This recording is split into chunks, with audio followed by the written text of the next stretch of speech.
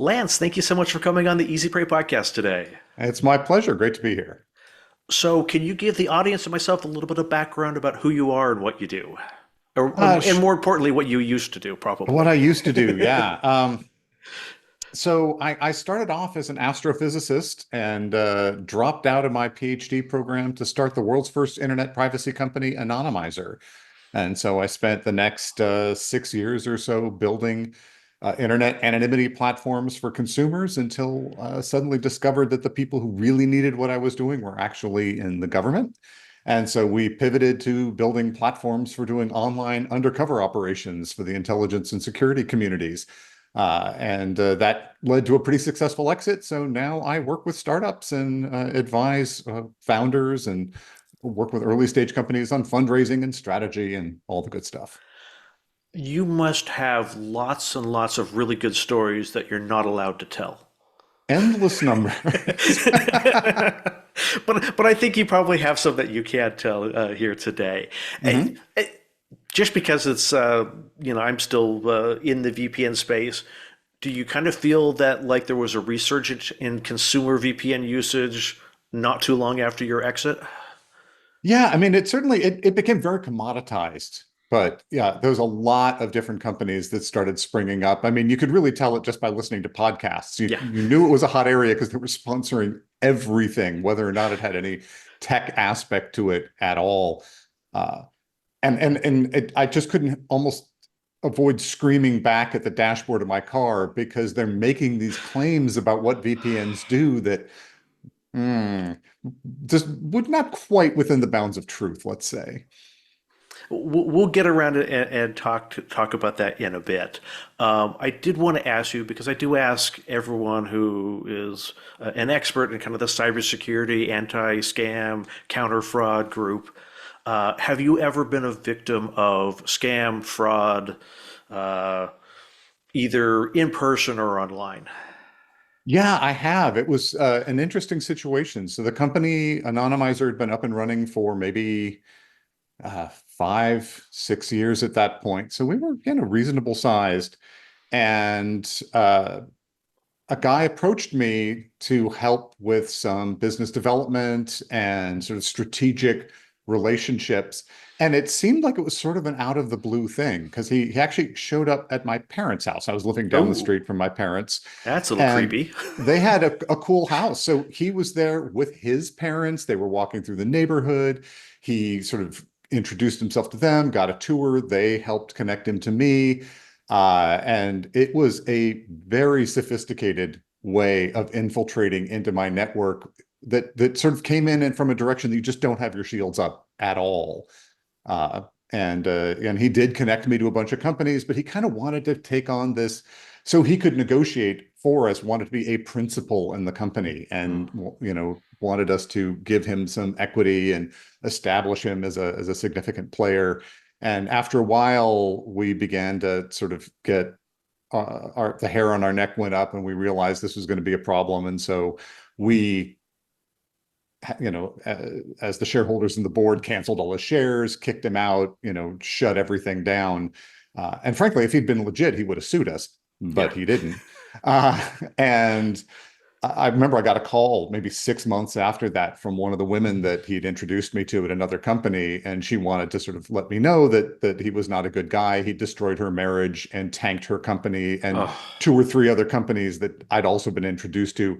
They hadn't sort of seen the signals in the air, and emptied their bank accounts, destroyed their reputations, just salted the earth. It was really bad. oh. Did this guy have a track record of doing this? He did. Eventually, because I set up a Google alert on him, I know that he ended up getting arrested for, and he was very Jewish and kind of play off his Jewish background and Israeli background. And I saw he went to jail for scamming a rabbi. Oh, it's interesting that some of these in-person scammers can do such a good job with their stories and their backgrounds to get that far. I mean, it's That's right. They act personable. They do a good job of generally not feeling like they're being pushy while kind of always driving the agenda forward in the direction they want to go, but couching it in ways that you want to hear. And they quickly, in the conversations learn what are the things you're hungry for? What is important to you? And then make sure that they can drip feed you the things, or at least indications of the things that you've said that you wanted. And it sounds like this guy was also not just trying to, go after you as an individual target, but leverage you to get to other targets, which is really like, because now he has your referral, or hey, I know Lance, and Lance says, yeah, I know him. We're kind of working with him. Exactly, right. Each one of these elements gave more credibility, So he'd bring me into a meeting with a pretty high-powered group of people.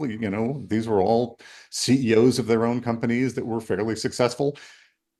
That feels good, right? It feels like it checks all the boxes for being real. But he was kind of in the outer orbit of all of them, Hmm. and but was able to insinuate his way in through these mutual relationships and saying, "Oh, because I can broker this connection between you, therefore I should have this position to be someone who could broker it." Yeah, it was clever. So, if you don't mind me asking, what was it that kind of got the hairs going up on the back of your neck and your board? So he was starting to do things representing himself as representing us without necessarily checking it through us first. And so as soon as we started to see that, we'd call him on it, and we'd start wanting to unwind things. And a lot of smoke and mirrors about why that wasn't easy to do, and pretty quickly, yeah, no, that clearly just needed to be killed. Well, I'm glad that you were able to get out of it with your skin intact. Yeah, I mean, because it was a total destruction thing if you didn't, for sure. Oh, that's to me, it's just awful that people like that exist and function in society. I guess there's always predators out there. That's right. Yeah. And these were his parents, so he was literally Oh, pulling them in. so I was figuring that they were just actors, but they actually were his parents. Did he? Do you think he fooled his parents? All like were they part of the scam, or was he just using them and I they think he was thought he using was who them. he was claiming to be? I don't know. They were not active participants, but they were certainly window dressing. I have no idea what they knew.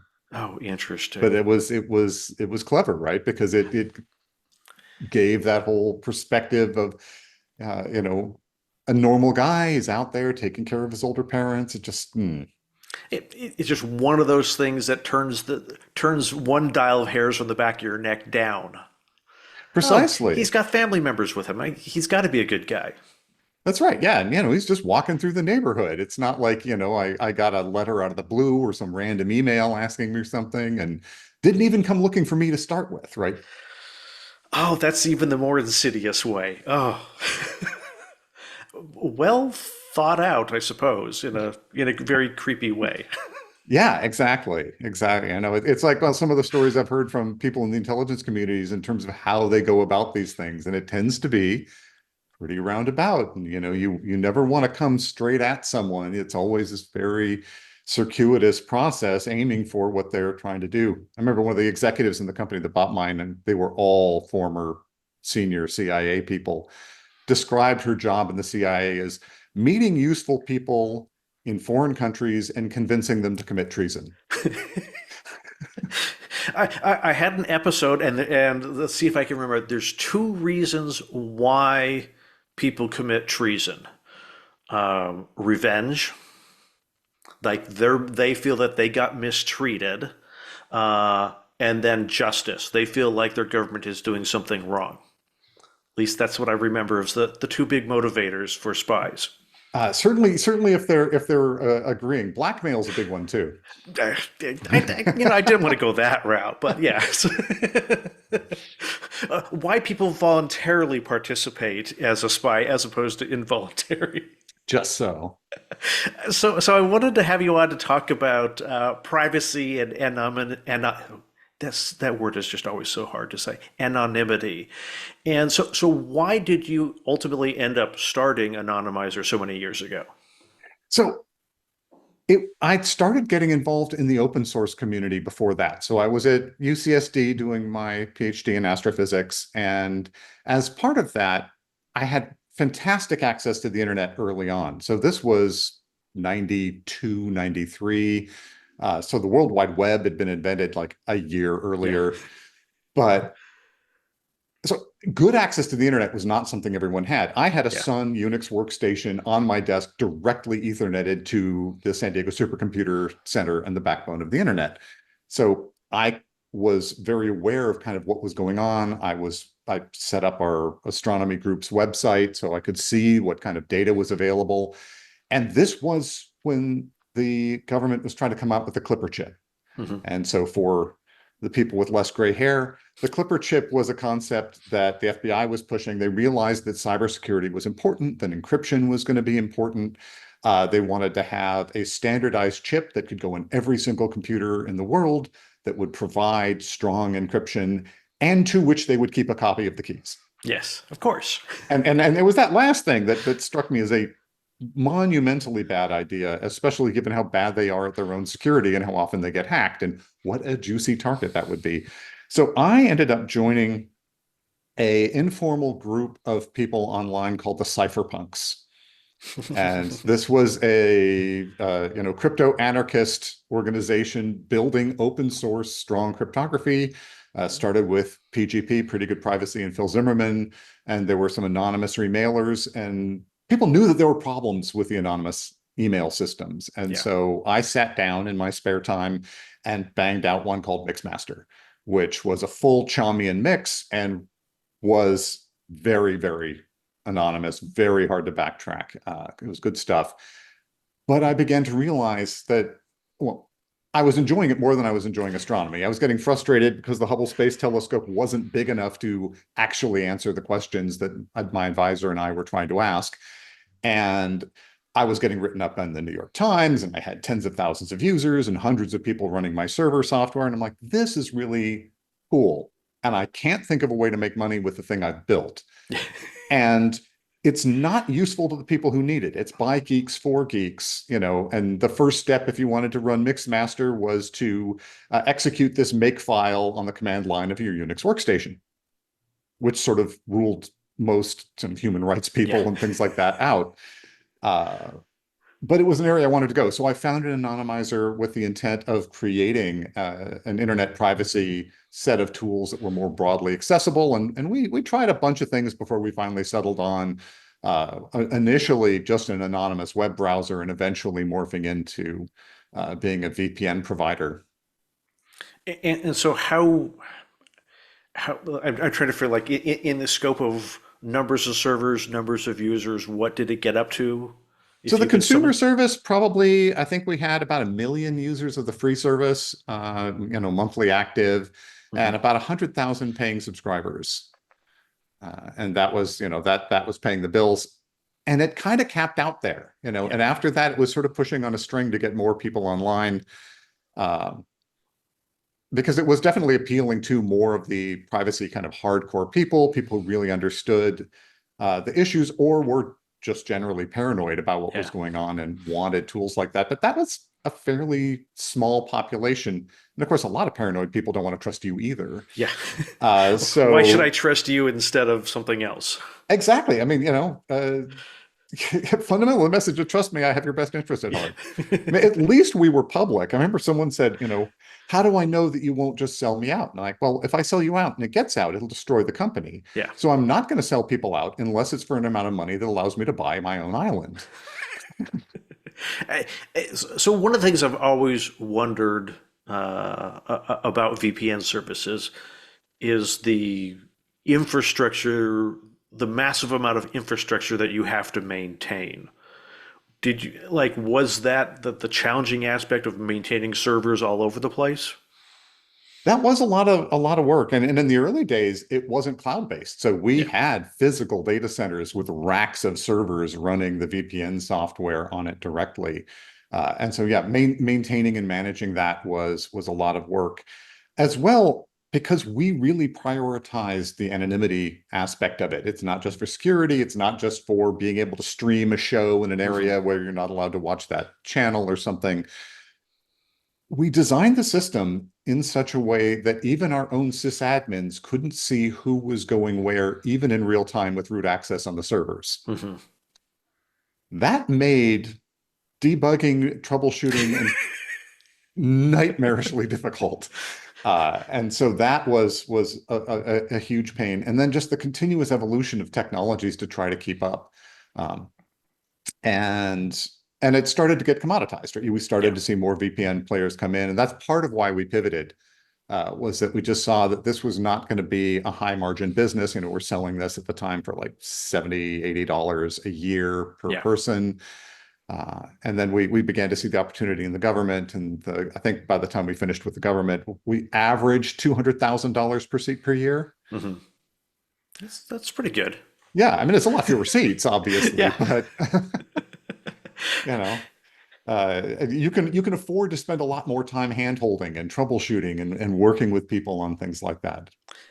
And you're working with people who had a better understanding of what you were doing, why you were doing it, how it worked, as opposed to some consumer who, if I have to pick up the phone and talk to you, if I've already lost my entire profit from you on that one phone call. That is so true. Yeah, yeah, any interaction just destroys everything in a consumer facing business. It's got to be completely transparent. But yeah, with the government, you could do a lot more hand holding. We could customize it a lot more. And to some extent, most of our customers actually didn't need what we were doing. No one was trying to really do anything particularly nefarious with them. Hmm. And then they'd use our tool to go to somewhere like Facebook and log in, at which point, why? You've just undone everything you're working on. Whereas with the government, it was literally a life and death thing. I mean, there were a number of scenarios where they laid out why they needed our tools, and it sort of came down to because last time we didn't use tools, a bunch of people died, and we want that not to happen this time. That's a really good motivator for something to work right. Yeah. I guarantee you, I went back and talked to the engineers about this. Like, hey guys, this has to work. Ah, so I know there's always the maybe concern, or if you're a VPN user, you're getting mixed up with people doing nefarious things. Did you have a problem with people using Anonymizer to do nefarious things? And what were some of your interactions? Because, like, if you're in the US, your interactions with law enforcement in the US are going to be a little bit different than if, you're on some little Caribbean island somewhere behind 16 shell companies. That's right. Although there's better protections as well. So being in the United States, First Amendment things, and there's a lot of constitutional law that turned out to be very useful for us. And some foreign VPN providers didn't have that access. But yeah, absolutely. We were getting subpoenaed from some law enforcement group, you know, certainly by the end, probably more than once a week. Oh, wow.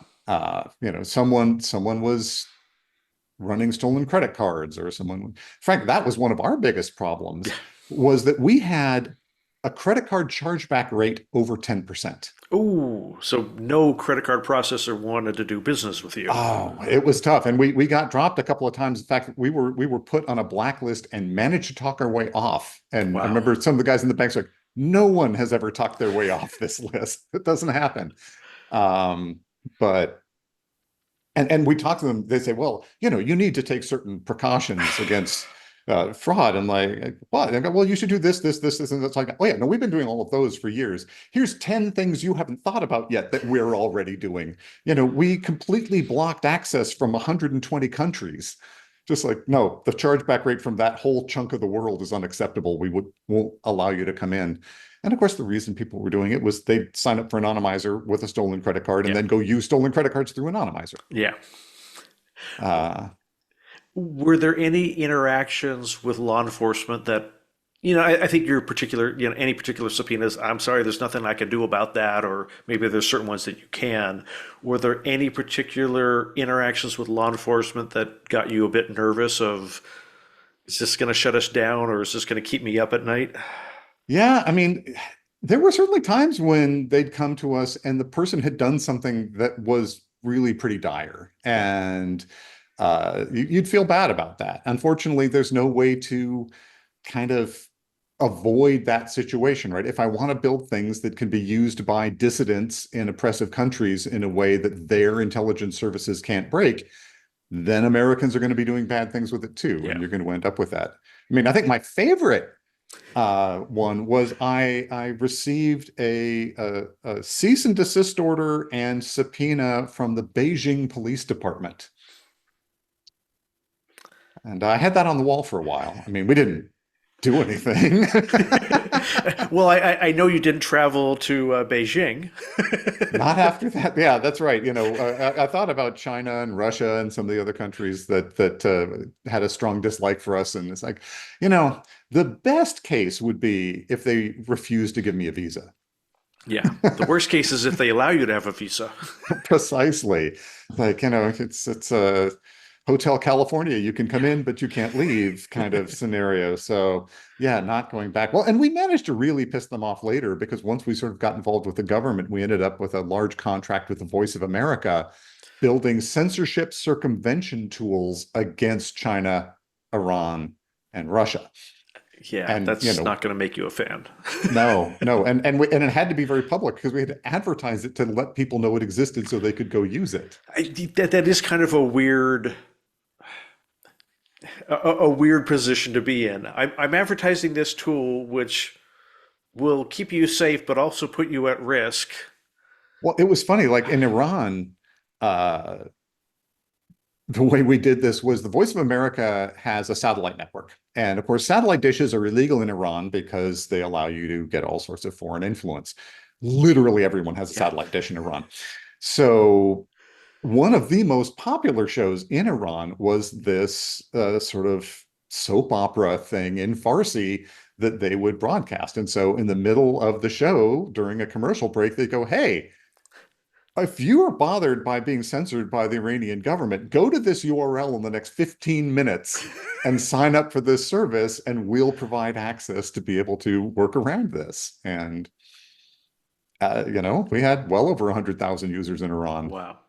So did you have to cycle through URLs like very quickly because of that? Because they would just get blocked and And IP servers would get addresses. blocked? Yeah. Yeah, yeah. It was funny. At the beginning, most of these countries were not really on the ball. So when we first started, a given IP address would stay up for months. Oh, wow. And by the time we were done, we basically had to change IP addresses daily. And so we were spending a lot on acquiring new chunks of IP addresses. And we actually designed some really slick technologies for being able to identify who in our audience were spies for these organizations so that we could sort of blackball them. But the government budgets didn't stretch to the level of sophistication and pricing that was going to incur. So. Interesting. And it was also very hard to compete because there was a bunch of uh, nonprofits that were doing this as well. Mhm. And so they were all volunteer organizations, whereas I had to pay my people. So it was difficult to compete with them on price. Was Tor up and running at that time? Yeah, by then Tor was up and running. And so was that the biggest uh, free competitor? I they Because were I'm trying certainly. to think of who else was back then, but my memory of these things is not as good as yours, I'm sure. Yeah, there were a couple of groups, and they tended to be all foreign language, right? They were not well known in public, but they'd be setting up networks of sort of volunteers in the United States who'd be the individual exit points so that you Hmm. could kind of word of mouth it around to avoid the way we were doing it with the mass advertising and so forth. Tor, the problem with Tor is pretty easy to map the Tor network and go in and block all those nodes. Yeah. So it wasn't really an effective circumvention tool. But yeah, certainly from a VPN point of view for the paranoid, a lot of people wanted to go in that direction. It was a philosophical debate that I had with the Tor guys because I knew them pretty well, between their model of don't trust anyone, pick random hosts, multi-hop chains, but anyone can be one of those exit nodes. And the exit node gets a lot of visibility in what's going in. And so does the entrance node. And you Yeah. could run many of them as different entities. I mean, as I often said, I can understand why foreign government intelligence agencies would run Tor nodes. And I really don't understand why anyone else does other than just sort of charitable Yeah. reasons. So my assumption was always a lot of them are. So my argument was you need to trust someone, research who that is, understand if you can trust them, and then trust them. And really restrict the circle of number of people you can trust. I mean, one of the things that interested me was I started looking at some of the other VPN companies that popped up that were competitors to us and tried to identify who owned them Yeah. and who operated them. And they were opaque. You just had no idea what was going on with these things. And so my assumption's always been a large fraction of those were fronts. Or fraud? Fronts. Oh, fronts, yes. Okay. Fraud would be a reasonable other thing to be doing. It has. I don't know that I've actually ever said this on a podcast that's recorded, so maybe this will be the first time. I've definitely had this conversation with people before or after we recorded that it wouldn't surprise me if a number of the major VPN companies are run by intelligence organizations. Because what better way to have access to what nefarious things are going on is if you control the network. Absolutely. I would be shocked if that were not the case. Frankly, I remember I used to say often, if they're not doing it, what are they Why? wasting my tax dollars on? So what is so we've kind of danced around it. Um, what are the kind of the unrealistic expectations that people have of VPNs? Where are they good and where are they falling down? Of So, I like mean, the current kind of consumer faced products. yeah, exactly. I mean, I think the biggest mistake is thinking that your IP address is the important thing anymore. Whereas so often we're on dynamic IPs anyway. I mean, if you're at home, probably it doesn't change very often. If you're on cell phones, your addresses are changing continuously if you're using mobile hotspots. And so people are paying much less attention to the IP address. And that's really all that effectively hides. So Hmm. all the other information about you and your computer are out there. So people go, "Oh, well, I'm going to use incognito mode on my browser." Okay, that's nice. It turns off cookies, but there's a huge number of browser fingerprints that are out there that will identify your computer fairly well, Yeah. especially if you're going, not going to Facebook, but you're going to a smaller website that maybe only gets thousands or tens of thousands of visitors. It's pretty easy to get unique identification just from physical characteristics of the device. Um, and then it's behavior. Behavior is the killer, where, it's where you go, it's what you type in, it's what names you use, it's, password reuse and patterns and those sort of things. They make it really easy to pin people down. And actually maintaining anonymity, or even more difficult, pseudonymity, right? Yeah. Pretending and maintaining over time a good pseudonym, incredibly challenging. Back in the 90s, when I was a cypherpunk, on that mailing list, I ran my real name and I ran a pseudonym. Hmm. And I was the company that acquired me, we were trying to build some tools to recognize authors, to author identification, and see, are people running false identities. Yeah. And so I said, well, there's an archive of this entire mailing list. Go tell me who my alias was based on writing style alone. And I had been pretty careful and worked hard to keep it separate. Hmm. And he nailed it first try. Ooh, that's gonna be a Very little high confidence. either really unnerving or really cool or both at the same time. Well, I mean, fortunately, it was largely a thought experiment, and I had never done anything with this other identity that was problematic. Yeah. But yeah, it could have been bad, for sure. I mean, if it had been bad, I wouldn't have offered it as a target of Yeah. opportunity. They would have just brought it to your attention. That's Hey, right. is Well, they this probably you? they probably never would have gone back and look at an archive of 15-year-old emails from some mailing list. But so all of those things can really give it away. I mean, like if you're using a VPN and you're coming out of some foreign country, that doesn't mean that the people watching you will believe that. And I actually ran into this with some government customers who were pretending to be in Turkey, but they were actually somewhere in the United States. And after a while, I started getting complaints from them saying, oh, Google knows where I am. If I type in pizza, it says, hey, pizza in the town they were actually located in. And so clearly I've screwed something up and it's my fault. And we spent a huge amount of time researching this to eventually discover that the problem was these guys were searching for pizzas and haircuts and sports events and everything else in the town that they were in through the platform coming Yeah. out of Turkey. And so Google very quickly just said, I don't care what the trace route says. I don't care where this IP address is registered. Your behavior tells me you're in this town. I'm going to do that. And so we ended up having to build all sorts of strange tools to overwhelm their operational failures, their OPSEC failures, to pin them back where they were supposed to be. And that then became sort of a standard part of our offerings. And that's was one of the most interesting things. It's just the human side of this, the Yeah. behavior side of this, and learning all of the failure modes. And that was our big differentiator in the market, was just having run into all of these bizarre things you never would have thought of and come up with ways of solving them. And that's interesting. That's like we need to create enough noise to overwhelm the signal. That's right. Or indeed not noise, but signal. Yeah. But the signal we want you to be sending, that you should have been sending all along. Yeah. And when you have government clients, you can afford to do that sort of thing. But your traditional consumer VPN company is not going to be investing money to say on our IP addresses in a UK data center, we're going to spew tons of stuff to get every, fake behavior in order to get every geolocation service and every platform to think we're actually in the UK. That's right. And of course, having a VPN breaks a lot of things too, because a lot of folks don't want you to use it.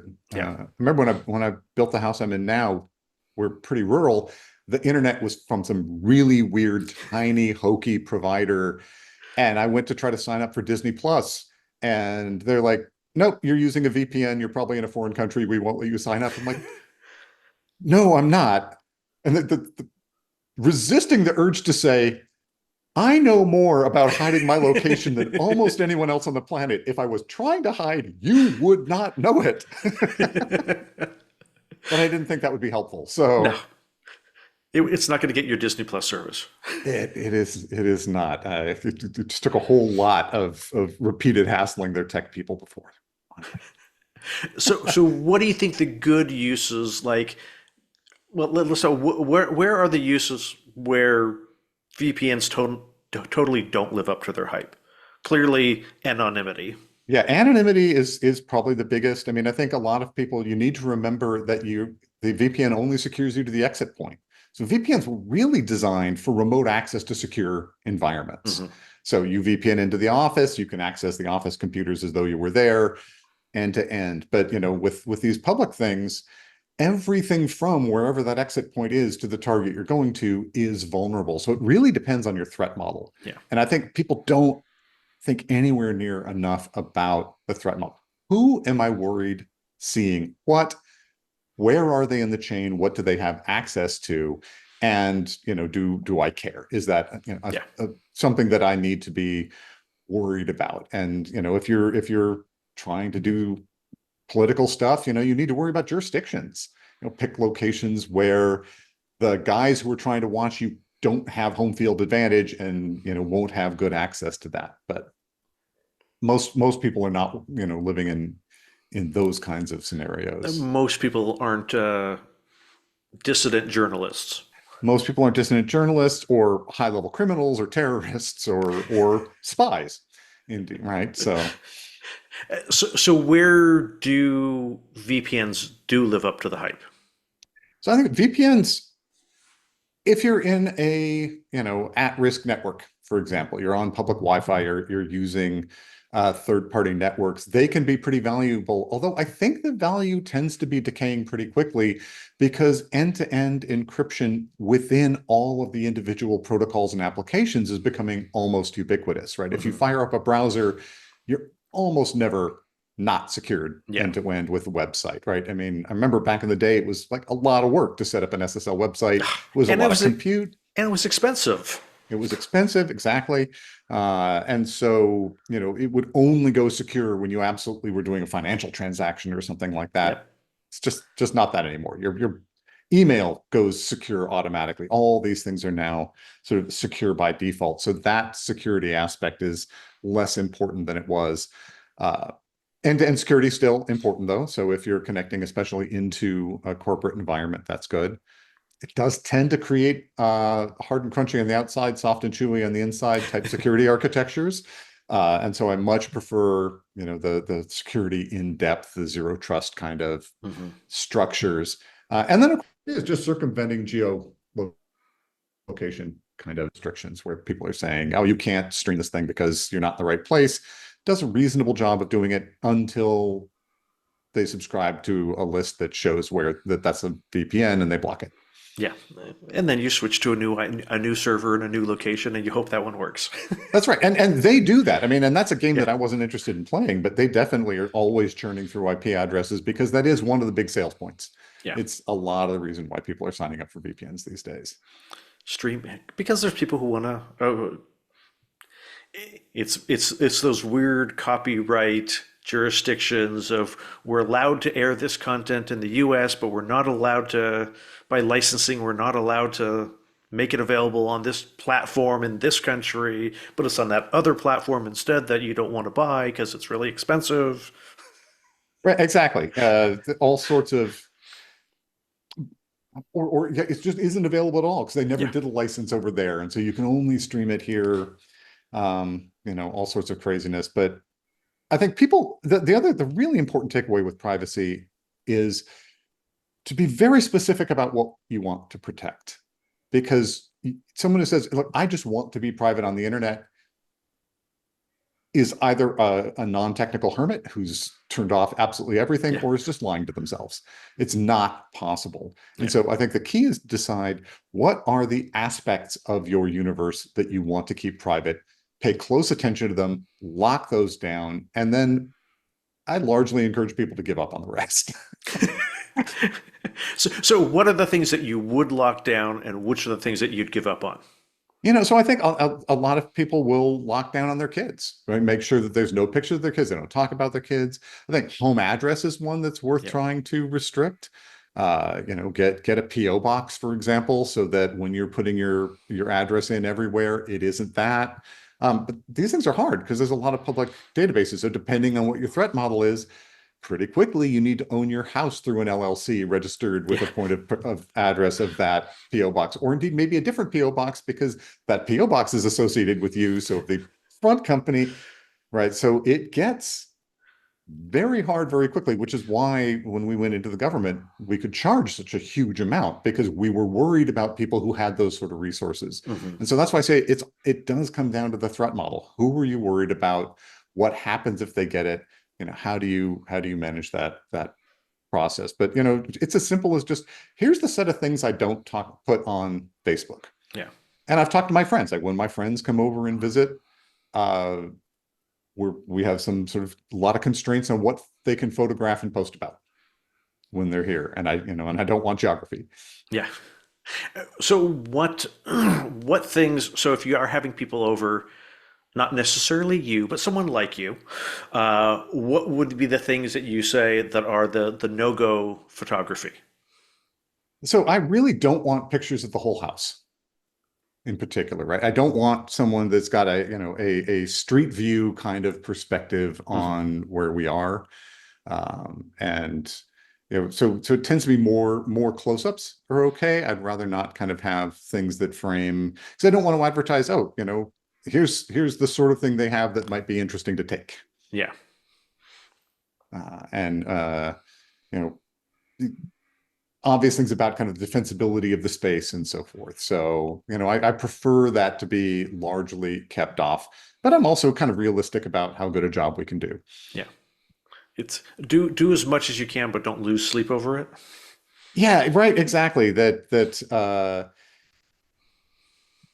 obsession won't help you. There's going to be leakage. There's going to be things that go through. So it doesn't make sense to, run your life around that. And frankly, none of these things are going to stop a dedicated opponent. Like I've got a gate uh, coming into my property. And I set it up so that it just automatically opens when someone drives over it, because really the fence is there to keep deer out. Yeah. But the people were talking to me about, oh, well, you need to put a code on that. I'm like, that's inconvenient to me. And anyone who's driven all the way out to where I live, which is in the middle of nowhere, will just drive up to the deer fence next to the gate, get out their wire cutters, cut a hole in it, and go open the gate, right? It's trivial to circumvent. And so, you can spend a lot of time stopping, this hypothetical set of sort of incompetent and lazy criminals who are yet willing to go do the thing, that you're doing. Like they wanted me to put huge deadbolts and kick guards on my front door. I said, But I have windows. I have 30 feet of French doors next to that front door. Like, That was exactly the example I was going to use of kind of, not that you shouldn't have a lock on your front door, but over-engineering your front door, but not over-engineering your windows is pointless because I don't have to deal with your front door. I could just, take a rock and break a window. exactly. But I mean, there's some interesting things about the psychology of crime as well. For example, uh, you know, I'll see people say, well, it's really easy to pick door locks. You can get a lock pick set. It's not difficult. It doesn't take that much work to train yourself to be good at lock picking. I taught myself how to do it. Um, so why is this not a problem? You don't see people having their locks picked all the Yeah. time by criminals. And I think that the answer is it is just hard enough that any criminal with the sort of self-possession and discipline to learn that skill at a high enough level to make it useful could make much more money at lower risk doing things that didn't involve breaking into people's houses. Yeah. You know, now I mainly used it in data centers because I realized that I was carting like monitors and keyboards in and out all the time. And there were a bunch of unused cabinets in the data center. So I just pick one of the cabinets and use it for storage. And they would never find out? They never did, no. I mean, it would only, when we had a big operation, it would typically only be for a week or so at a time, and then I'd evacuate it. Oh, that's awesome. Well, I super appreciate your time. I don't want to monopolize your day here. Any parting advice before we wrap up? Yeah, I mean, I think it is just be aware of the basic hygiene around these things, right? What are you putting out? What are you letting people know? Uh, Two-factor authentication, passwords, software updates. It's just the basics that are 99% of what's out there. The real fancy stuff is icing on top. But if you're not paying attention to the basics, none of the rest of that really matters. Awesome. Lance, if people want to find you online, where can they find you? So I spend all of my time working with startups these days. So I've got a YouTube channel, TikTok channel, and website all called Feel the Boot because I give founders a motivating kick in the ass. And you can find me at Feel the Boot on LinkedIn or Lance Cottrell, LinkedIn/in/Lance Cottrell. And yeah, always enjoy talking to people about these issues. And we'll make sure to link all those in the show notes as well. Lance, thank you again for coming on the podcast. Absolutely. It's my pleasure. This was fun.